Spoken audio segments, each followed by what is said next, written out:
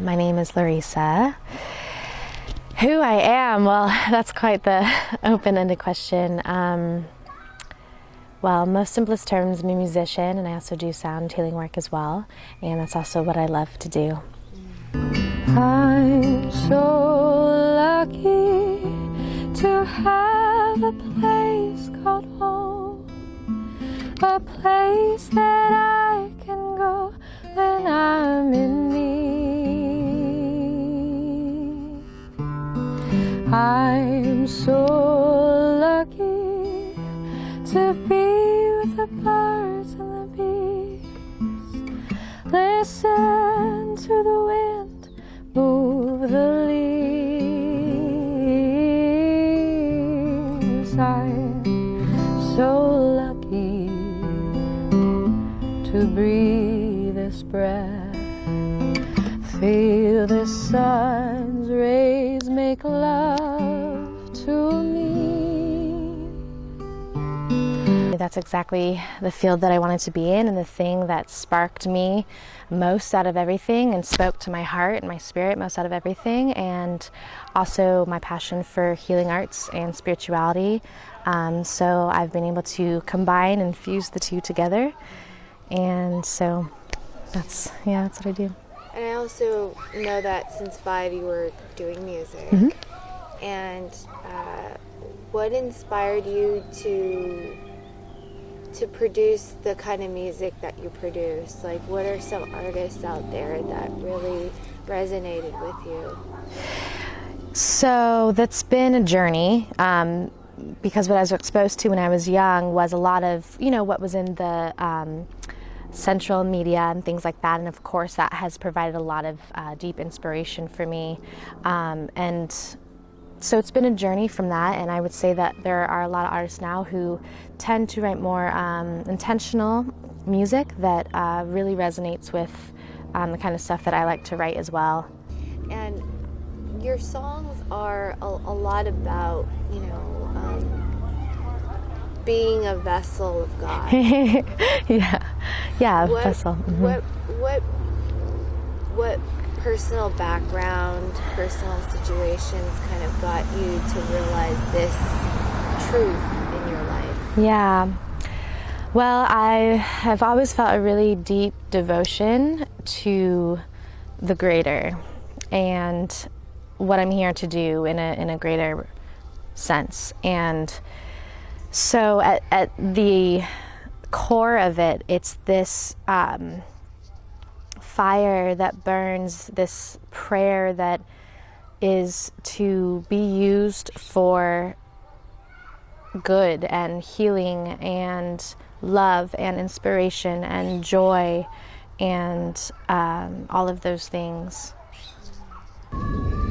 Personally, I started this project because I was going through a divorce, and during that time I went through a lot of resentments against my higher power, and I couldn't figure out what is the purpose of existing or loving, because it's so painful for the lost part of it. And I'm wondering if there's ever been moments in your life where that kind of intensity, that kind of pain ever existed for you, and what was it like for you?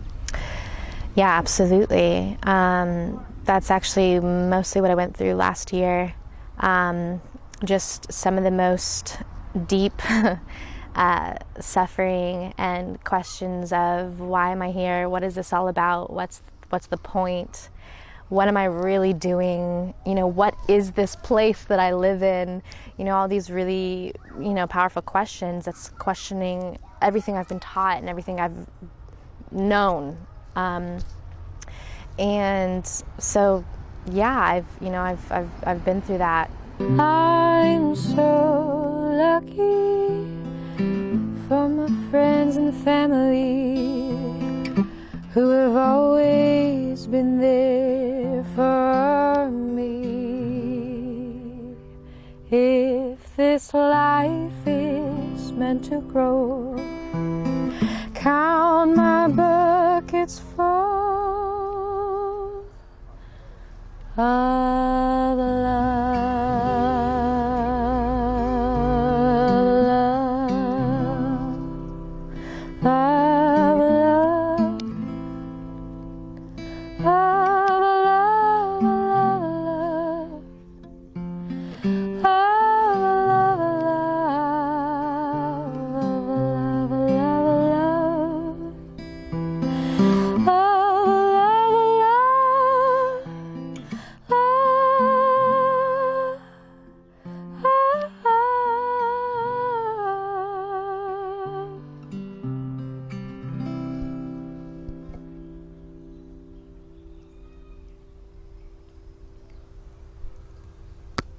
last year I entered a relationship with a gentleman, and we fell in love, and we shared a lot of the same visions and a lot of the same goals and a lot of the same views on life and spirituality, and our passion for music and healing arts and connection to source. And so, we dived in really deep together and started traveling together, and and it was beautiful. It was beautiful. Very intense, a lot of very intense moments together, and we eventually decided to part ways. And after that, it was hard for me, because when we were together, I felt as if everything I had wanted was coming true. I was in love with this man. I was playing music, and I was traveling, and I was infusing it all with spirituality and connection to earth and to source and to all, and it was all these things combined in one. And so when we split, I didn't have a home, and I felt as if my entire foundation had crumbled, and everything that I had climbed to was suddenly gone. And so I felt like I was starting completely over from ground zero, and not just that, but 6 feet under, I had to really climb out of that. And so again, and all those questions were there, what am I really doing? And I didn't have a home, so there was no sense of stability, and I had no money, and it was my car and my guitar and I didn't know who I could trust. I had kind of adopted a viewpoint and a perspective that was causing me to doubt in who I could trust and open up to and expose my deepest feelings to. And so a lot of that was really hard for me, and I had a lot of thoughts about what's the point? What's the point? And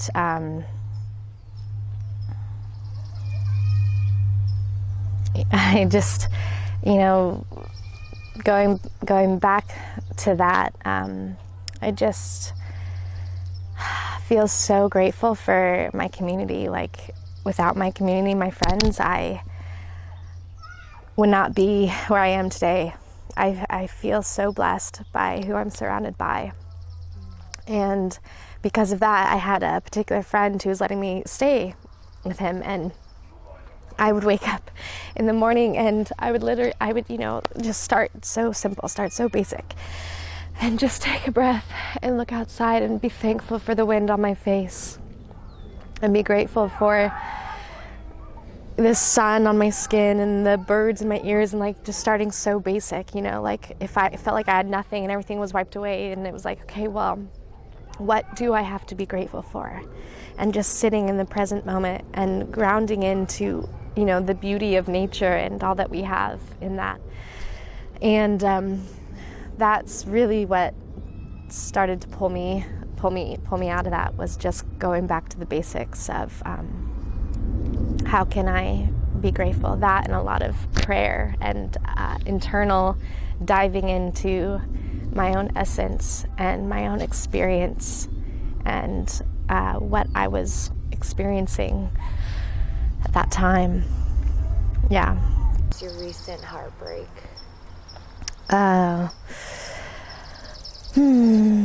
Well,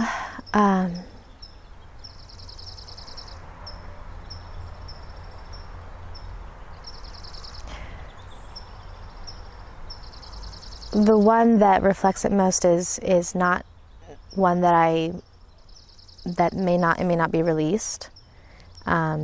So I'm not sure if that's something to talk about, Might be. Yeah. Because it's Excuse me. It's a reflection of what is the essence of what happened. And a lot of times people don't release it because it's so close to the truth. Yeah, right. And I wonder if that's the same case for you. Yeah, well, and it definitely,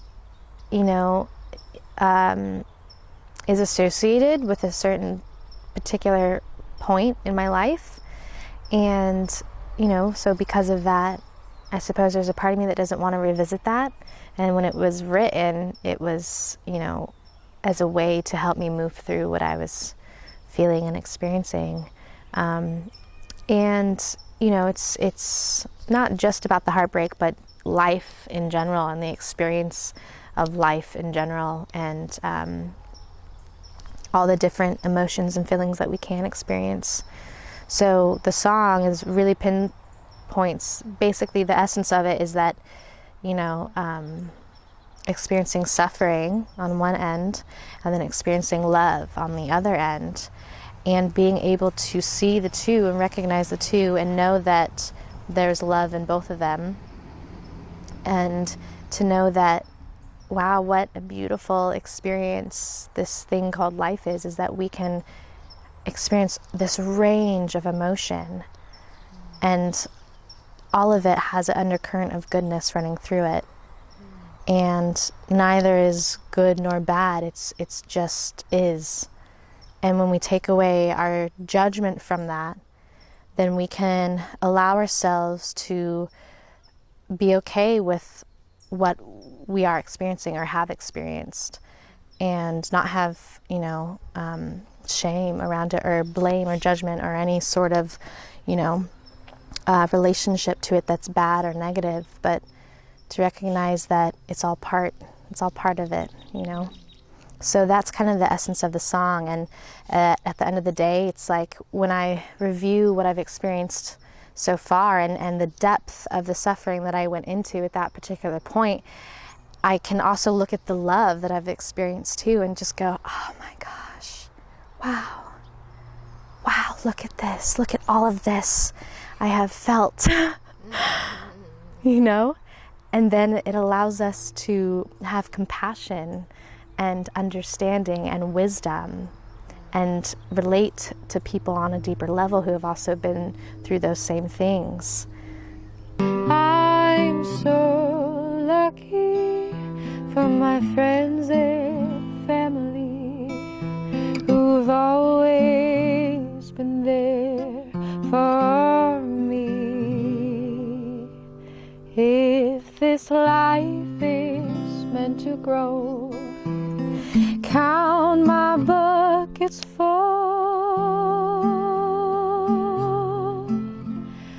of love,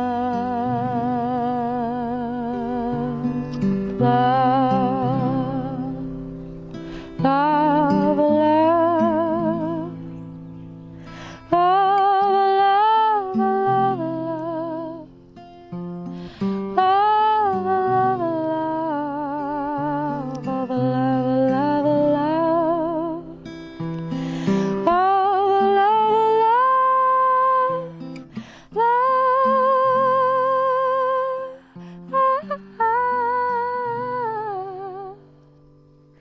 It's vulnerable. It's vulnerable being an artist. You know, you literally are laying your heart and your emotions and your experiences for everyone to hear and listen to. But it also takes a certain amount of strength and courage in being able to do that, and saying, this is my truth. If you wrote this song with your truth, let's hope so. And then not allowing anyone else's, you know, opinions, because they're always going to be there, to affect what was true for you. So, and that's been a journey of my own. I've had to go through, you know, honest truth and authenticity through my songwriting. Yeah. Like, let's talk about that. Like, what kind of hurdles have you personally gone through when you first put out your songs? Well, the whole thing has been a journey. I mean, again, since I was 5, I always knew, you know, I was like, I came here to do this, and I always had that, you know, mission for myself. And then growing up and doing it, you know, you hear people say like, oh, you're not good enough, or, you know, all these things that people tell you, and, you know, you kind of lose like your sense of, well, am I good enough? You know, you doubt yourself and your ability. And so for a long time, I was in my own way of my songwriting and my ability, because of my lack of belief in myself and what I felt like I was here to give. And it wasn't until I finally came around to that and said, no, this feels right in every sense of my being, that I could stand and in front of an audience and deliver that. And sorry, what the question one more time? Like you said, finally, I finally came to accepting myself and getting out of your way. Usually that happens when there's some kind of big event or big change or something to jar us out of our comfort zone. Could you recall anything that particularly happened that made you finally say, like, F it, I'm just gonna do it? Oh, gosh, I feel like a lot of little things put together, you know. I wouldn't say that there was like one pivotal moment, but I mean, in a way I could go back to my experience last year and that feeling of having nothing and starting over.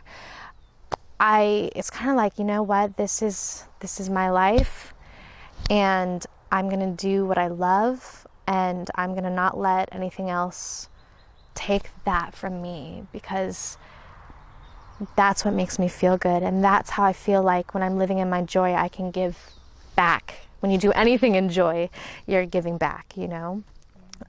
So yeah, and just a journey of like believing in myself, and even if I don't feel that it's perfect, because as an artist, I never feel like it's perfect, you know, but being okay to showcase that and show that and know that that's perfect as it is, not being perfect.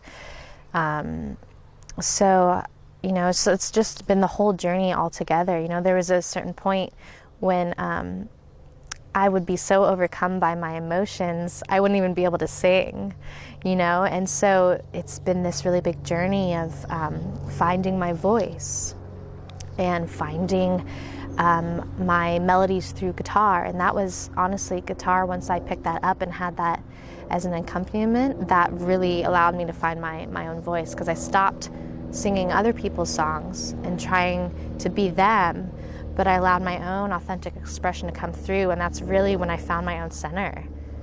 And when was that, when you started writing and singing your own songs? Yeah, so I picked up the guitar when I was 17, and I took, you know, a couple basic lessons, and I traveled for a bit in between, so I didn't always focus on guitar. But once I stopped traveling with the group that I was with, performing with, I picked it back up again. And so in between that, I had spurts of songwriting. So really the simplest answer is when I was 17 is when I learned and started. What was, like, I guess it's kind of interesting because you have it written, but you're not going to publish it yet. There's a chance that I will. Okay. Do you know when you'll be able to do that? I could publish it this year. Okay. Yeah. Because I was going to say, you know, without giving it away or anything, I wanted to see if there's any way we could talk about it. Yeah. You know, maybe the inspiration. Actually, if I think of another song,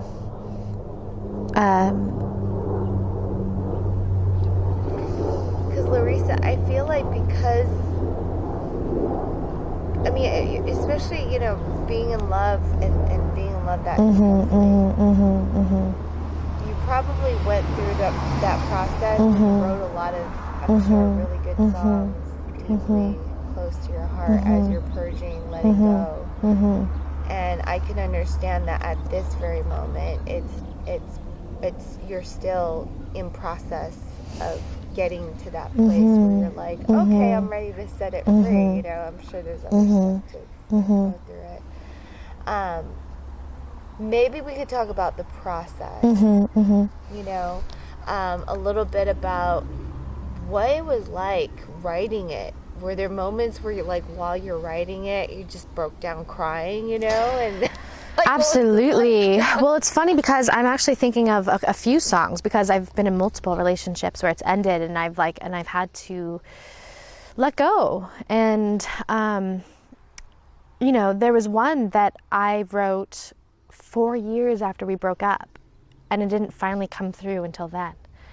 And it was my tribute to this particular individual I was involved with for about 2.5 years. So it's interesting how, you know, it's like it always comes through when it's meant to, when the time is right. And so then I'm thinking about another, you know, my most recent song, and it really came down to a thought that was so simple. That's really the decision to let go. And when I was ready to finally just decide that and say, okay, I choose no longer to go back and forth and torment and torture myself. All I have to do is say goodbye, and I have to feel that. But there's a piece of you that doesn't want to, you know, especially when you have deep feelings for someone and you have so many beautiful memories shared, and you know, there's a piece that doesn't want to let that go, and hopes, you know, hopes for more, or wonders, or, you know. So, and that's part of the reason why the most recent song I'm talking about is, I probably will release it in the future, but maybe when I'm not so connected to it, when it's, you know, maybe when it doesn't hit my heart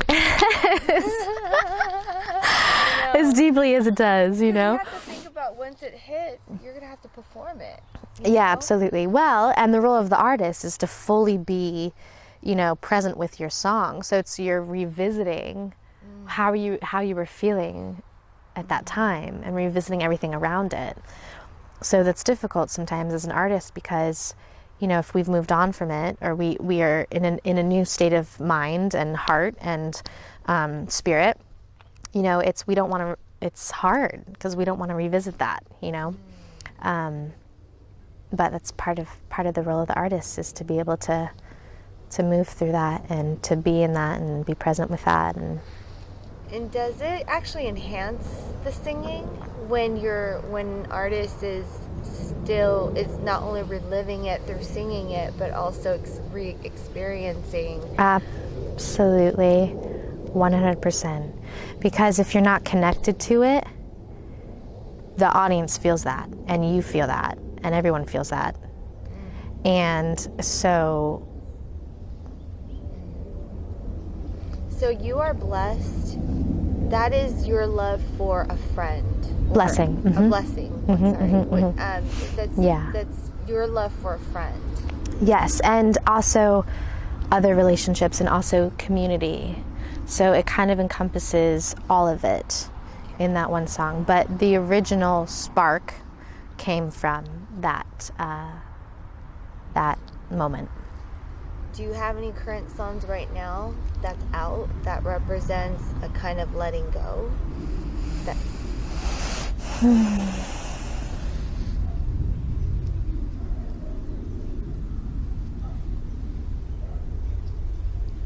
Well, I'm in the middle of releasing and recording new stuff now.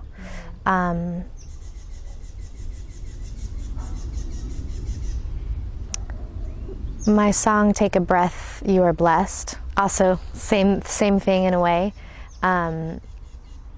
There's a sense of letting go in it, but it's not so much about a relationship as it is about life.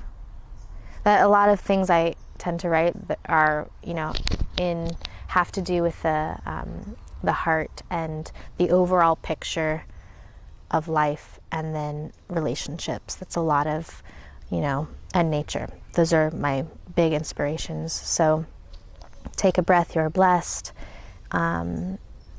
is about letting go, in the sense of letting go of your worries and letting go of anything that's holding you down and telling you that you're not good enough and that you aren't worthy and that you don't deserve, and saying, wait a second, what is all this junk that is clogging me?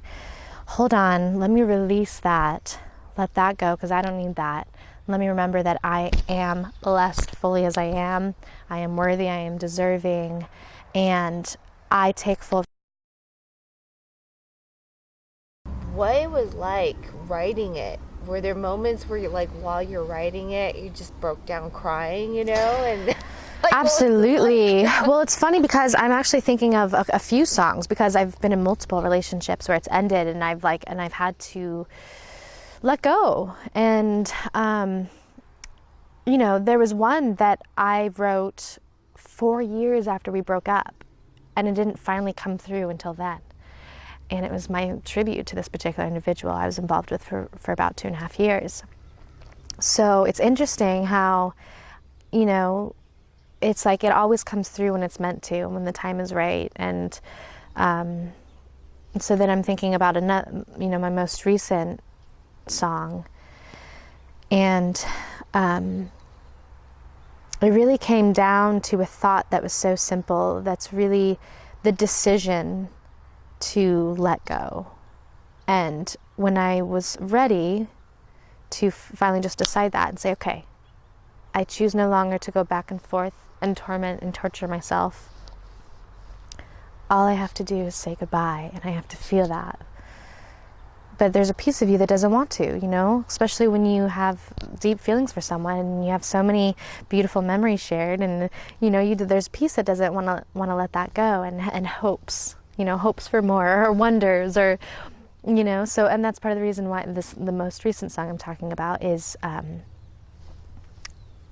I probably will release it in the future, but maybe when I'm not so connected to it, when it's, you know, maybe when it doesn't hit my heart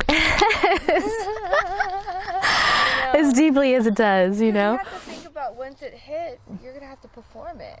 Yeah, absolutely. Well, and the role of the artist is to fully be, you know, present with your song. So it's, you're revisiting how you were feeling at that time, and revisiting everything around it. So that's difficult sometimes as an artist, because, you know, if we've moved on from it, or we are in a new state of mind and heart and spirit, you know, it's hard because we don't want to revisit that, you know. But that's part of the role of the artist, is to be able to move through that, and to be in that, and be present with that. And does it actually enhance the singing when an artist is not only reliving it through singing it, but also re-experiencing? Absolutely, 100%. Because if you're not connected to it, the audience feels that, and you feel that, and everyone feels that. And so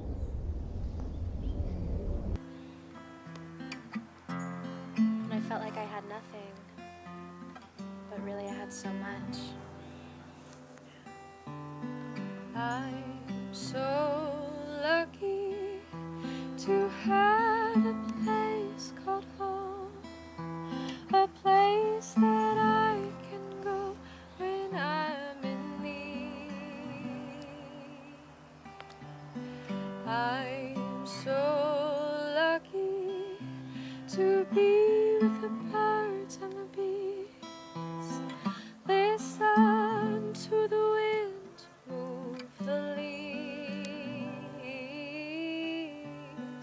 I'm so lucky to breathe this breath, feel the sun's rays make love to me.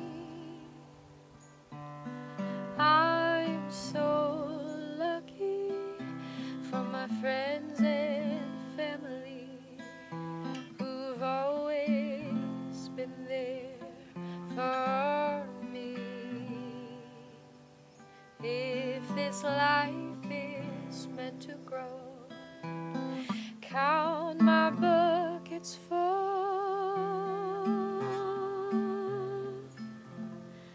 of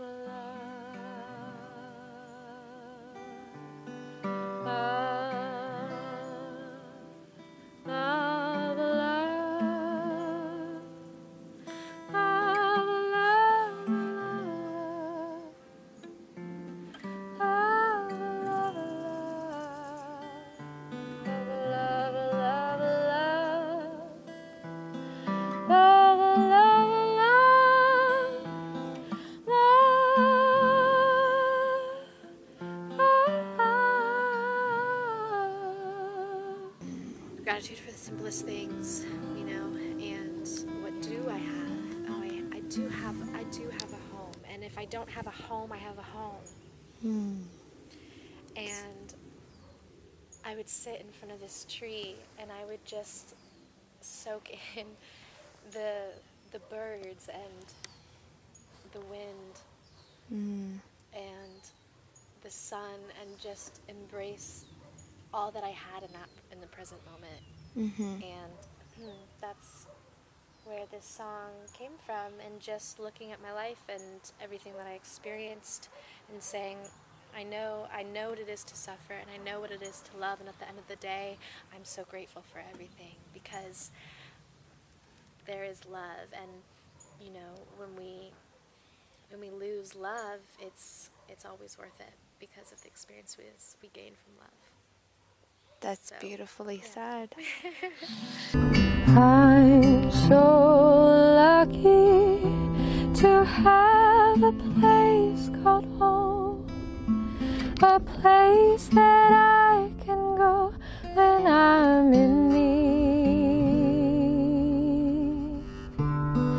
I'm so lucky to be with the birds and the bees, listen to the wind move the leaves. I'm so lucky to breathe this breath, feel the sun's rays make love to me.